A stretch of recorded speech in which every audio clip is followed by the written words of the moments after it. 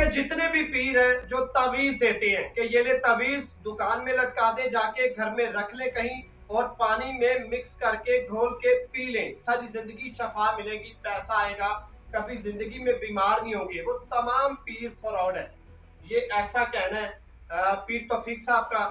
اور کہتے ہیں کہ جتنے پیر بڑے دعوے کے ساتھ تعویذ دے رہے ہوتے ہیں کہ یہ لے میرا تعویذ، کاروبار میں بہتری آئے گی، آپ کی جو طبیعت خراب ہوتی جا رہی ہے دن بہ دن وہ ٹھیک ہو جائے گی اس تعویذ سے۔ اور پیر صاحب کہتے ہیں کہ اسلام میں تعویذ کا کوئی کنسپٹ نہیں ہے، ذکر ہی نہیں، اسلام میں کہیں بھی نہیں لکھا کہ تعویذ سے سب بہتریاں ہوگی۔ اور بھی بڑے سوالات ہیں جن کا ہمیں نہیں پتا، ہم لوگ لا علم ہے، ہمیں بالکل بھی پتا نہیں، ہم لوگ بہت دور ہیں ان سوالوں سے۔ آج میں وہ سوال بھی کروں گا، آپ سن کے حیران ہوں گے کہ ہم لوگ واقعی ہی لا علم ہیں، ہمیں کچھ بھی نہیں پتا۔ تو ساری بات چیت میں کروں گا۔ پیر صاحب کیا حال ہے؟ پہلے تو کس چیز کا بتائیں مجھے۔ اچھا، تعویذ کی بات تو میں بعد میں کروں گا، پہلے جو میں نے سوال لکھے ہیں یہ بڑے ضروری ہیں، عوام کو بتانا میرے لیے بڑا ضروری ہے۔ کیا رفع یدین کرنے سے نماز باطل ہو جاتی ہے؟ یہ ذرا مجھے بتائیں، میری عوام کو پتہ چلے۔ بسم اللہ الرحمن الرحیم۔ یہ اکثر سننے میں آتا ہے جی کہ جو شخص رفع یدین کرتا ہے اس کی نماز باطل ہو جاتی ہے، جو بالکل غلط کہتے ہیں۔ ایسا بالکل نہیں ہے۔ آقا کریم نبی رحمت صلی اللہ علیہ وآلہ وسلم نے رفع یدین کیا، صحابہ نے کیا، امام بخاری جنہوں نے بخاری شریف لکھی ہے وہ رفع یدین کرتے تھے، امام مسلم جنہوں نے مسلم شریف لکھی ہے وہ رفع یدین کرتے تھے، امام ترمذی جنہوں نے ترمذی شریف لکھی رفع یدین کرتے تھے۔ اس کے بعد امام شافعی، امام مالک، امام احمد بن حنبل سارے رفع یدین کرتے تھے۔ اور پھر شیخ عبد القادر جیلانی علیہ رحمہ آپ رفع یدین کرتے تھے اور رفع یدین کے ساتھ نماز پڑھتے تھے۔ اگر یہ نماز رفع یدین سے باطل ہوتی ہے پھر کیا آپ یہ فتویٰ شیخ عبد القادر جیلانی علیہ رحمہ پہ لگا سکتے ہیں؟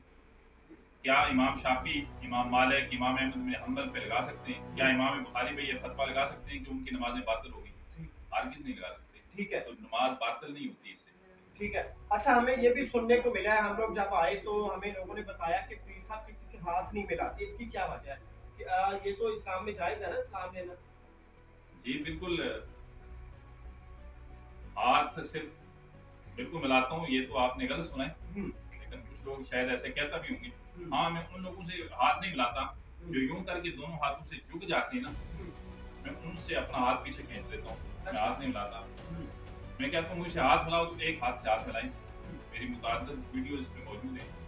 جو شخص یوں کر کے ہاتھ ملاتا ہے اور جھکتا ہے میں اپنا ہاتھ پیچھے کھینچ کر اس سے ہاتھ نہیں ملاتا۔ مطلب یہ اس طرح نہیں ملانا چاہیے ہاتھ، سلام جو لینے کا طریقہ وہ بھی ایک ہاتھ سے سلام لیں، یہ سنت طریقہ ہے۔ اور پھر آقا کریم نبی رحمت صلی اللہ علیہ وآلہ وسلم کا فرمان ہے کہ جب دو مسلمان بھائی ہاتھ ملاتے ہیں اور دل سے صاف ہو کے ہاتھ ملاتے ہیں، ان کے ہاتھ چھوٹتے نہیں، اللہ ان کے گناہوں کو معاف کر دیتا ہے۔ اچھا، تیسرا میرا سوال یہ ہے کہ آج کے جدید دور میں جو کہ سوشل میڈیا کا دور ہے، اس دور میں بھی کرامات ہوتی ہے پیروں کی؟ کرامت سے انکار نہیں ہے، لیکن یہ جو کیمرے لگا کے بندہ اپائش تھا، ڈسیبل تھا، چیئر پہ تھا، اٹھ گیا، یہ ایسا نہیں ہوتا۔ کرامت وہ ہوتی ہے کہ جو صاحب کرامت کو بھی پتہ نہیں ہوتا اللہ ظاہر کر دیتا ہے، یہ اللہ کی طرف سے ہوتا ہے۔ جس طرح حال ہی میں ایک واقعہ ہے عامر المہدی کا، جو لیبیا کا ایک نوجوان ہے، حج کے لیے آتا ہے، اسے ظاہر سیکورٹی پیش نظر روک لیا جاتا ہے ایئرپورٹ پہ، سارا ہوتا ہے، تو جہاز 2 دفعہ واپس جاتا ہے، تو اسے بھی نہیں پتا تھا کہ جہاز اس طرح واپس آئے گا۔ تو یہ اللہ کی طرف سے کرامت سے انکار نہیں ہے، لیکن جو کرامت پاکستان میں دکھائی جاتی ہے نا کہ بندہ پھر شوبدہ بات یہ کہہ دینا کہ ایک مریض کو لٹایا، دم کیا، پھول کے ماری اور جیسے پیس رکھتے ہیں اور وہ مریض اس کے یہ شوبدہ بات، یہ ان کے اپنے بندے ہوتے ہیں جو لٹائے ہوتے ہیں، بٹھائے ہوتے ہیں، یہ شوبدہ بات ہے۔ صاحب کرامت کو بھی کرامت کا پتہ نہیں ہوتا۔ اچھا، آج کل پیروں کو علم پڑا ہے، لوگ پیروں کے پاس جاتے ہیں تو پیر پہلی بات یہ کرتے ہیں کہ آپ کی اولاد اور رزق میں بندش ہے اور یہ صرف میں کھول سکتا ہوں، یہ تعویذ لے لے، یہ پیروں کو کیسے علم ہو جاتا ہے؟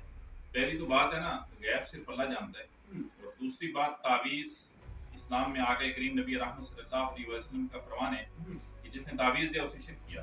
اچھا، اور پھر تیسری چیز کہ جو شخص तावीज़ औलाद पे बंदिश है या रिस्क पे बंदिश है, याद रखिए ना रिस्क पे कभी बंदिश होती है ना औलाद पे बंदिश होती है। मैं थोड़ा डिटेल में ही देना चाहता हूँ। रिस्क कौन देता है? अल्लाह देता है। औलाद कौन देता है? अल्लाह देता है। अल्लाह कहता है कि जिसे मैं चाहूँ बेहिसाब रिस्क दे दूँ, जिसे मैं चाहूँ बेटे दूँ, जिसे मैं चाहूँ बेटियां दूँ, जिसे मैं चाहूँ मखलूक दूँ, जिसे मैं चाहूँ कुछ ना दूँ। इसका मतलब है अल्लाह एक शख्स को रिस्क देना चाहता है। माज़अल्लाह सुम्मा माज़अल्लाह, अल्लाह के मुकाबले में कोई आमल, कोई पीर आ गया जो उसका रिस्क बंद कर रहा है, ऐसा हो सकता है? नहीं हो सकता। ज्यादा पीर का फैसला ना भी ये होता है कि आप बड़ा कमाते हैं या आपके ऊपर बंदिशें पड़ी हैं, औलाद की भी बंदिश है, आपका कोई सगा अजीज है जिसने ये तबीयत करवा के आपका बेड़ा गर्क कर दिया, तो क्या ये इल्म है? वैसे मैं ये जानना चाहता हूँ। नहीं, ऐसा कुछ नहीं होता। औलाद अल्लाह देता है। कुरान में रब फरमाता है जिसे मैं चाहूँ बेटे दूँ, जिसे मैं चाहूँ बेटियां दूँ, जिसे मैं चाहूँ दोनों दूँ, जिसे मैं चाहूँ कुछ ना दूँ। अब अगर अल्लाह किसी को औलाद देना चाहता है तो कोई और ताकत है नहीं जो उस पर बंदिश लगा सके। ठीक है। अल्लाह जिसे रिस्क देना चाहता है, और अल्लाह हर किसी को रिस्क देता है। हमारे कुछ अपने अमाल होते हैं जिसकी वजह से हमारा रिस्क कम होता है, रिस्क तंगदस्ती आती है। अगर हम नमाज नहीं पढ़ेंगे तंगदस्ती आएगी, अगर हम गिबत करेंगे, झूठ बोलेंगे, ये हमारे अपने अमाल हैं जिसकी वजह से रिस्क तंग होता है। अल्लाह किसी का रिस्क तंग नहीं करता। अगर आप रिस्क बढ़ाना चाहते हैं ना, वाकई करीम नबी रहमत सल्लल्लाहु अलैहि वसल्लम ने फरमाया कि जो शख्स पाबंद रहता है उसका रिस्क अल्लाह बढ़ा देता है। जो शख्स हज़रत अबू हुरैरा रज़ी अल्लाह तआला अन्हु पूछते या रसूल अल्लाह मेरे अयाल ज्यादा हैं, बच्चे ज्यादा हैं, मेरा रिस्क बड़ा कम है। आका ने फरमाया सहीहों की कसरत रिस्क को बढ़ा देती है। झूठ छोड़ दे, रिस्क अल्लाह बढ़ाना शुरू कर देगा। तो रिस्क तो अल्लाह देता है, ये हमारे अपने अमाल से तंग होते हैं। बंदिश नहीं, शोबदाबाजी है फिर। ये शुल्कबाजी बंदिश नहीं होती, ये सिर्फ आपके ना ट्रैप किया जाता है इस चीज में। चले आजकल अगर मैं पीरों के पास जाऊंगा तो वो पहली बात मुझसे यही करेंगे आपका नाम क्या है, वालदा का नाम क्या है और वालिद का क्या नाम है। ज्यादातर ये पीर पूछते हैं और फिर फौरन से हिसाब लगाते हैं, जन्म कुंडली खोल कर रख देते हैं, जैसे कि ये जन्म कुंडली इन पीरों ने लिखी हो। इसमें कितनी सच्चाई है? इसमें कोई सच्चाई नहीं है। मेरे आका करीम नबी रहमत सल्लल्लाहु अलैहि वसल्लम की हदीस है, फैसला फिर लोग खुद कर लें आपके तवस्सुल से। मेरे आका ने फरमाया जो शख्स आपका और आपकी वालदा का नाम पूछता है वहां से उठ जाओ, वो जादूगर है।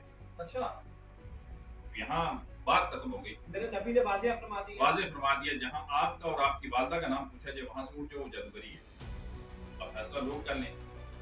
मेरे आका ने जादूगर के लिए क्या हुक्म दिया है, जादू करवाने वाले और करने वाले के लिए क्या हुक्म, वो इस्लाम से खारिज हो जाते हैं। जहाँ भी ये बात हो फौरन से उठ जाए कि ये बंदा जादूगर है, इस्लाम में इसका कोई ताल्लुक नहीं है।